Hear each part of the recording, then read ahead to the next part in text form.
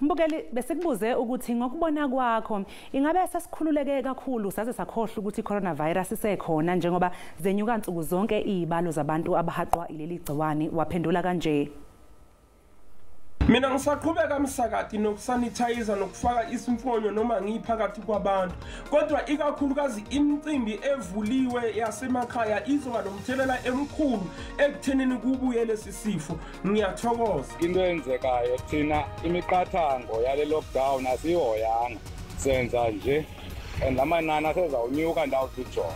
Indaba ye-corona le hayi abantu sebekhohliwe ukuthi khona ngoba nezifonyo emathekisini asisazifaki. Umbuzo wami uwodwa, uhulumeni wagcine eyise eminye imithi kuma trials, ithini imphumela? Ingatsho lithi sesikhululekile futhi ke abantu sebephila nje impilo yesiqhelo, ingathi le corona ayisekho. Enye into namajelo ezosasazwa akasathethi ngayo kakhulu ngoku.